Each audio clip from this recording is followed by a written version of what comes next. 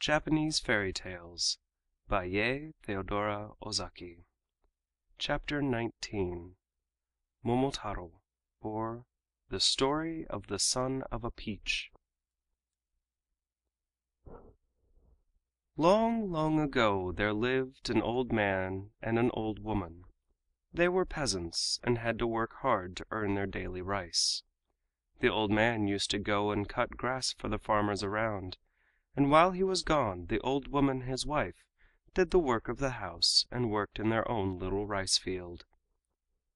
One day the old man went to the hills as usual to cut grass, and the old woman took some clothes to the river to wash.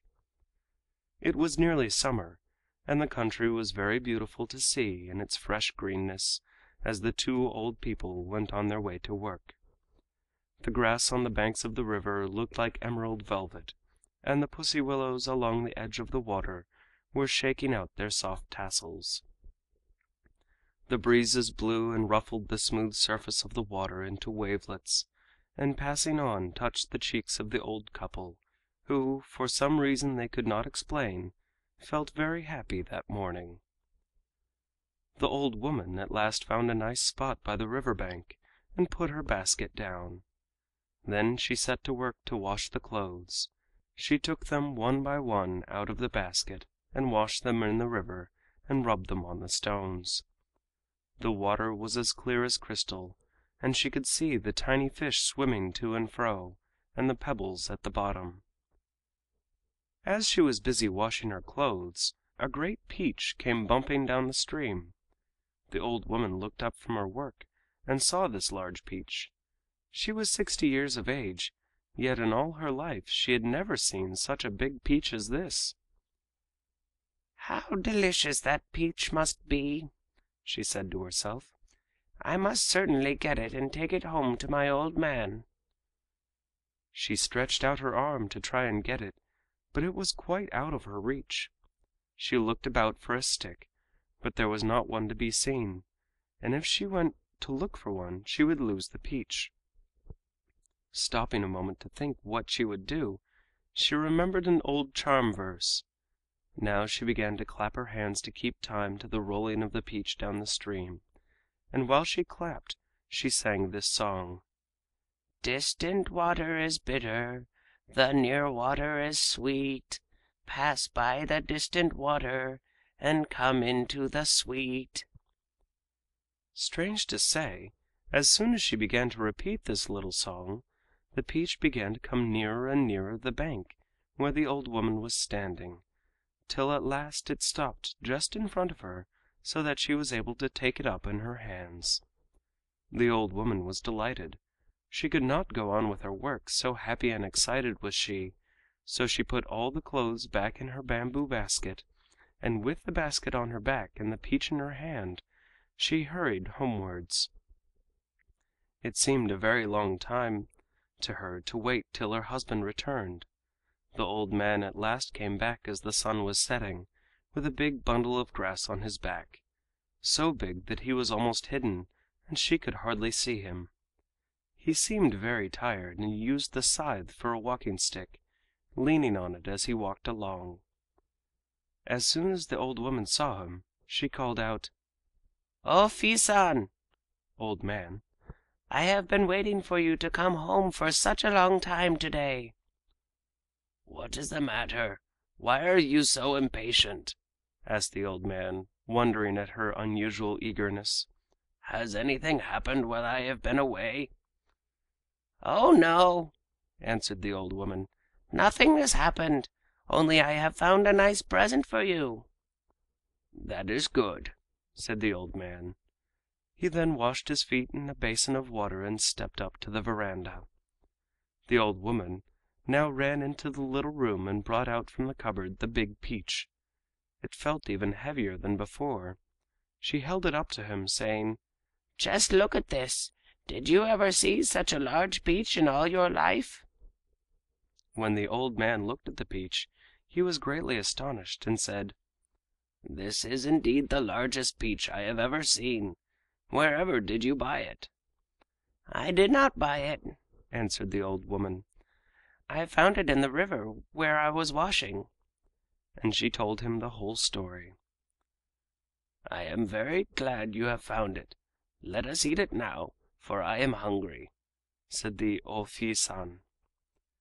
He brought out the kitchen knife, and placing the peach on a board, was about to cut it, when, wonderful to tell, the peach split in two of itself, and a clear voice said: "Wait a bit, old man!" and out stepped a beautiful little child. The old man and his wife were both so astonished at what they saw that they fell to the ground. The child spoke again: "Don't be afraid. I am no demon or fairy. I will tell you the truth. Heaven has had compassion on you. Every day and every night you have lamented that you had no child. Your cry has been heard, and I am sent to be the son of your old age." On hearing this, the old man and his wife were very happy. They had cried night and day for sorrow at having no child to help them in their lonely old age, and now that their prayer was answered, they were so lost with joy that they did not know where to put their hands or their feet. First the old man took the child up in his arms, and then the old woman did the same, and they named him Momotaro, or Son of a Peach, because he had come out of a peach. The years passed quickly by, and the child grew to be 15 years of age. He was taller and far stronger than any other boys of his own age. He had a handsome face and a heart full of courage, and he was very wise for his years. The old couple's pleasure was very great when they looked at him, for he was just what they thought a hero ought to be like. One day Momotaro came to his foster father and said solemnly: "Father, by a strange chance we have become father and son. Your goodness to me has been higher than the mountain grasses which it is your daily work to cut, and deeper than the river where my mother washes the clothes. I do not know how to thank you enough." "Why," answered the old man, "is it a matter of course that a father should bring up his son? When you are older it will be your turn to take care of us, so after all there will be no profit or loss between us. All will be equal. Indeed, I am rather surprised that you should thank me in this way." And the old man looked bothered. "I hope you will be patient with me," said Momotaro. "But before I begin to pay back your goodness to me, I have a request to make which I hope you will grant me above everything else." "I will let you do whatever you wish, for you are quite different to all the other boys." "Then let me go away at once." "What do you say? Do you wish to leave your old father and mother and go away from your old home?" "I will surely come back again if you let me go now." "Where are you going?" "You must think it strange that I want to go away," said Momotaro, "because I have not yet told you my reason. Far away from here, to the northeast of Japan, there is an island in the sea. This island is the stronghold of a band of devils. I have often heard how they invade this land, kill and rob the people, and carry off all they can find. They are not only very wicked, but they are disloyal to our Emperor and disobey his laws. They are also cannibals, for they kill and eat some of the poor people who are so unfortunate as to fall into their hands. These devils are very hateful beings. I must go and conquer them, and bring back all the plunder of which they have robbed this land. It is for this reason that I want to go away for a short time." The old man was much surprised at hearing all this from a mere boy of 15. He thought it best to let the boy go. He was strong and fearless, and besides all this, the old man knew he was no common child, for he had been sent to them as a gift from heaven, and he felt quite sure that the devils would be powerless to harm him. "All you say is very interesting, Momotaro," said the old man. "I will not hinder you in your determination. You may go if you wish. Go to the island as soon as ever you like, and destroy the demons and bring peace to the land." "Thank you for all your kindness," said Momotaro, who began to get ready to go that very day. He was full of courage, and did not know what fear was. The old man and woman at once set to work to pound rice in the kitchen mortar to make cakes for Momotaro to take with him on his journey. At last the cakes were made, and Momotaro was ready to start on his long journey. Parting is always sad. So it was now. The eyes of the two old people were filled with tears, and their voices trembled as they said: "Go with all care and speed. We expect you back victorious." Momotaro was very sorry to leave his old parents, though he knew he was coming back as soon as he could, for he thought of how lonely they would be while he was away, but he said good-bye quite bravely. "I am going now.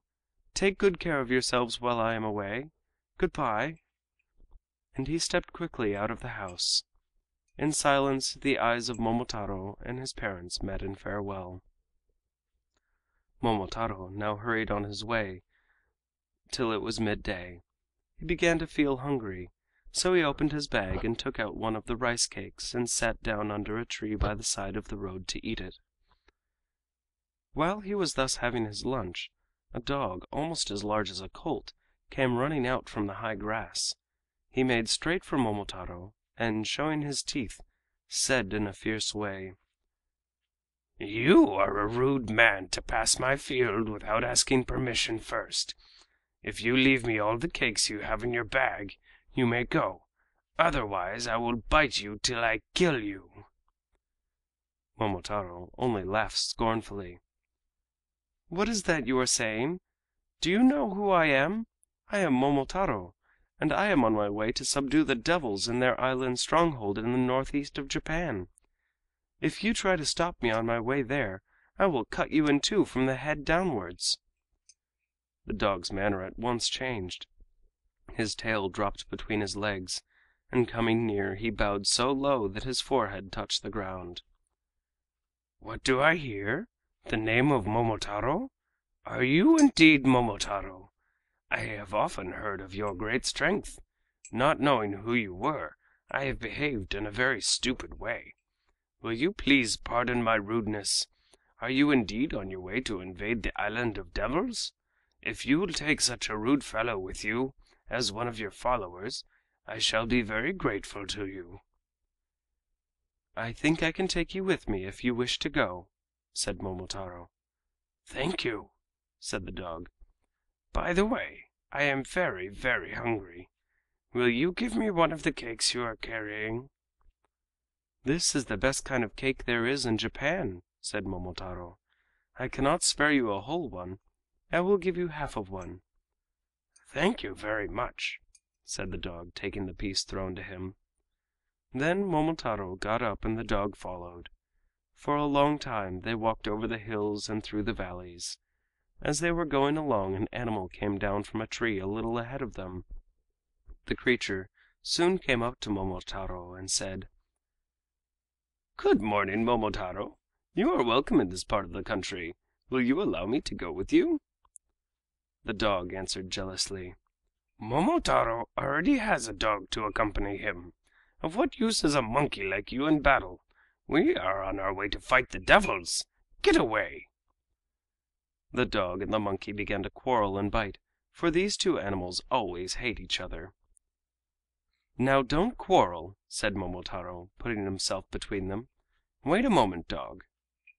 "It is not at all dignified for you to have such a creature as that following you," said the dog. "What do you know about it?" asked Momotaro, pushing aside the dog. He spoke to the monkey. "Who are you?" "I am a monkey living in these hills," replied the monkey. "I heard of your expedition to the Island of Devils, and I have come to go with you. Nothing will please me more than to follow you." "Do you really wish to go to the Island of Devils and fight with me?" "Yes, sir," replied the monkey. "I admire your courage," said Momotaro. "Here is a piece of one of my fine rice cakes. Come along."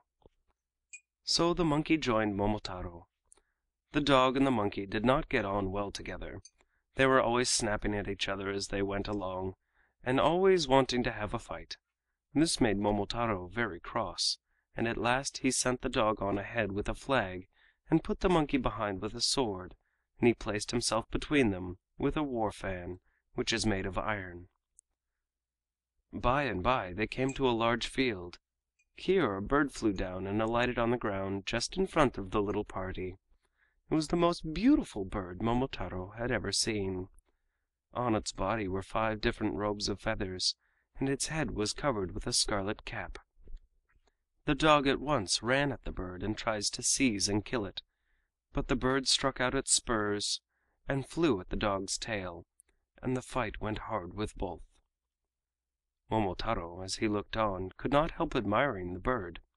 It showed so much spirit in the fight. It would certainly make a good fighter. Momotaro went up to the 2 combatants, and holding the dog back, said to the bird: "You rascal, you are hindering my journey. Surrender at once, and I will take you with me. If I don't, I will set this dog to bite your head off." Then the bird surrendered at once, and begged to be taken into Momotaro's company. "I do not know what excuse to offer for quarreling with the dog, your servant, but I did not see you. I am a miserable bird called a pheasant. It is very generous of you to pardon my rudeness and to take me with you.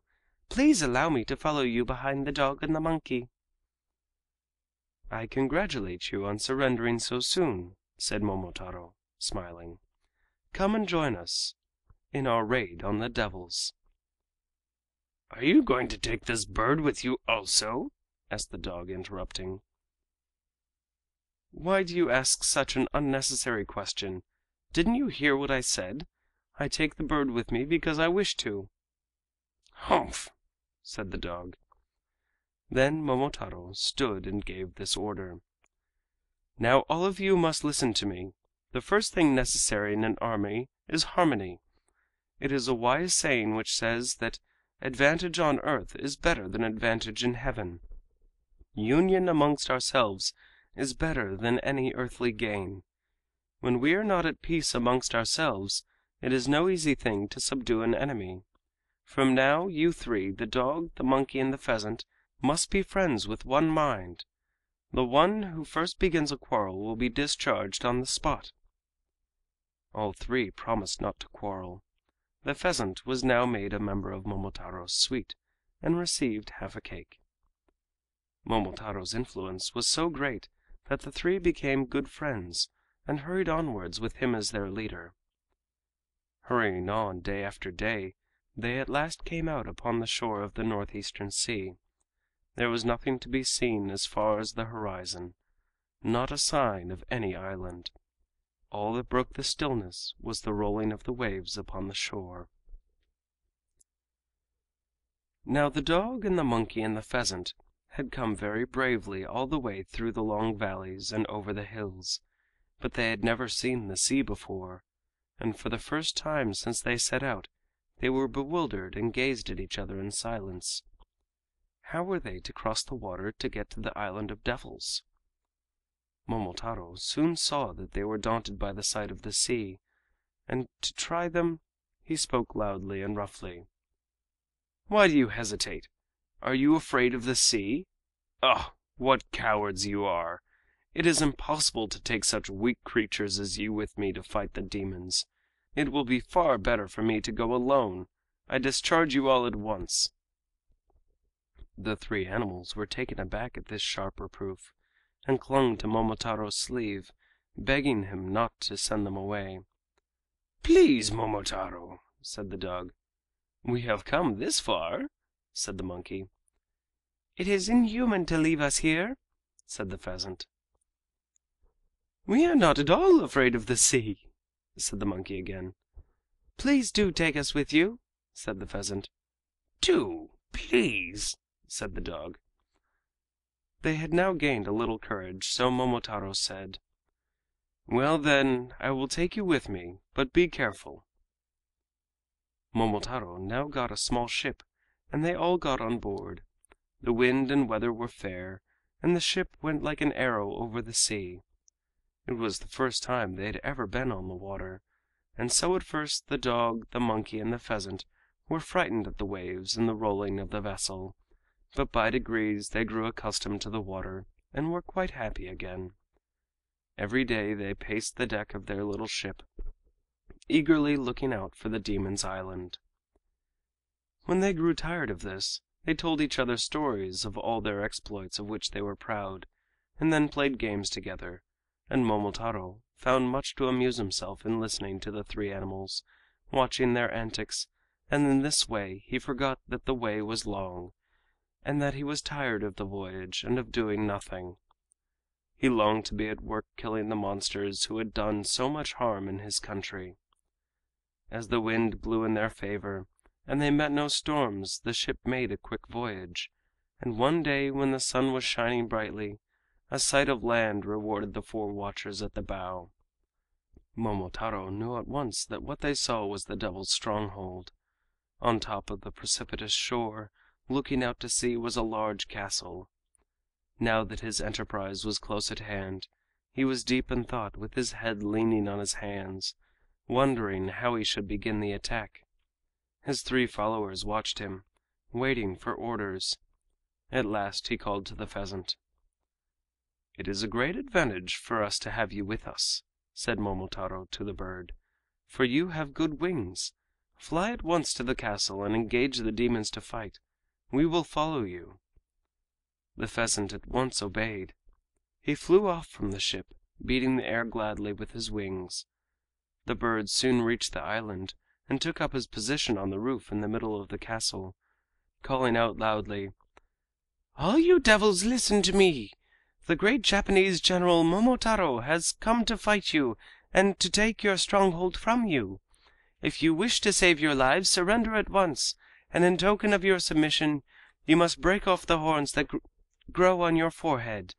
If you do not surrender at once, but make up your mind to fight, we, the pheasant, the dog, and the monkey, will kill you all by biting and tearing you to death."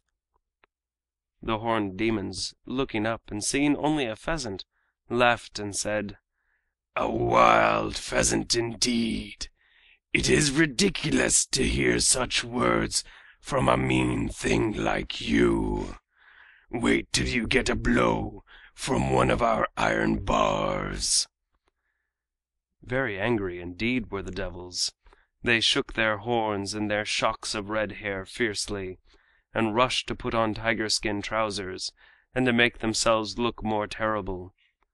They then brought out great iron bars, and ran to where the pheasant perched over their heads, and tried to knock him down. The pheasant flew to one side to escape the blow, and then attacked the head of first one and then another demon. He flew round and round them, beating the air with his wings so fiercely and ceaselessly that the devils began to wonder whether they had to fight one or many more birds. In the meantime Momotaro had brought his ship to land. As they had approached, he saw that the shore was like a precipice, and that the large castle was surrounded by high walls and large iron gates, and was strongly fortified. Momotaro landed, and with the hope of finding some way of entrance, walked up the path towards the top, followed by the monkey and the dog. They soon came upon two beautiful damsels washing clothes in a stream. Momotaro saw that the clothes were blood-stained, and that, as the two maidens washed, the tears were falling fast down their cheeks. He stopped and spoke to them. "Who are you, and why do you weep?" "We are captives of the Demon King. We were carried away from our homes to this island, and though we are the daughters of daimyos (lords), we are obliged to be his servants. And one day he will kill us," and the maidens held up the blood-stained clothes, "and eat us, and there is no one to help us," and their tears burst out afresh at this horrible thought. "I will rescue you," said Momotaro. "Do not weep any more, only show me how I may get into the castle." Then the two ladies led the way and showed Momotaro a little back door in the lowest part of the castle wall, so small that Momotaro could hardly crawl in.